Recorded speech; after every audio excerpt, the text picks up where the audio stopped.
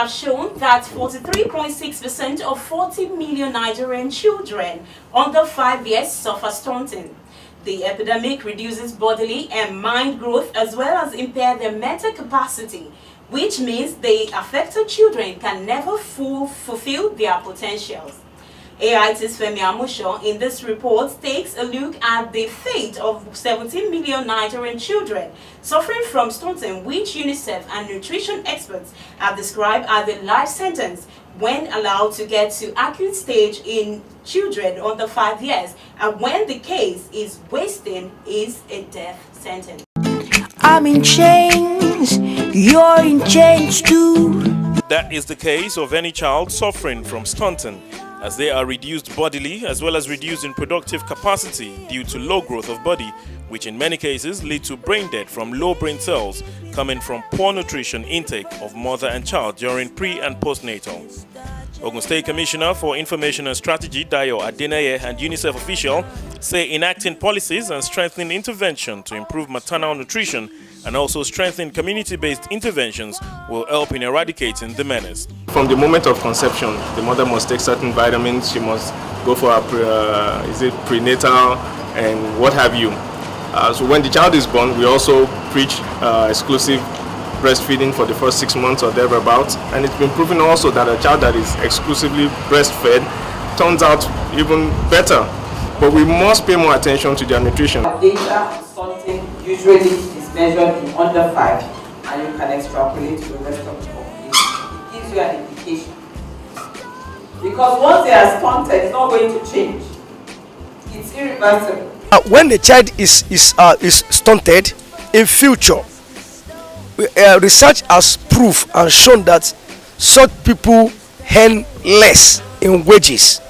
There are certain occupation that has height prescription for you to enter into it. If you are not of certain height, you cannot be employed. West as it is, nutrition experts at a UNICEF workshop in Ibadan also revealed that Southwest accounts for 1.5 million of the case. They, however, advised mothers to give exclusive breastfeeding to newly born babies for the first 6 months of their lives. When a woman is put to bed, you give only breast milk to the child that has been given birth to. From birth to 6 months, no water, no concussion, nothing. And it has been proven. Then immediately after the 6 months, they should go on locally made adequate diet for a child, so that the child can grow and develop, especially for the first 1,000 days. Nation can rise above the intellectual capability of their leader. In future, these children become a leader of a nation, and they have fewer brain cells. They are mentally impaired. They have brain deficiency.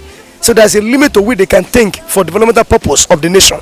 The pathetic story of these children is evident to the dangers of stunting, which is irreversible if not prevented at early stage. This young boy is 6 years and the twin siblings 3 years, but you cannot differentiate as they look like triplets as the boys suffer from stunting. This little girl, Samantha, at 9 months, weighed 2.9 kg as a result of wasting. Same with this 7-month Abdul, who weighs 4 kg. Though discovered by state nutritionists and hope for survival seems around, their parents speak on the feeding pattern of the children. I feed him with whatever is available, mostly ogi and breast.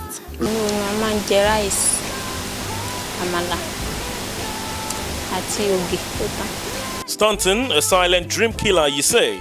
But all hope is not lost, as it is preventable. School feeding meant to prevent hunger and return people to school must be improved, and parents must improve the feeding pattern of their children as well as their hygiene.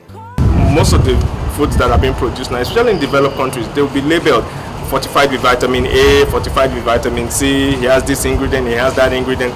But unfortunately, most of us parents, we don't bother to read.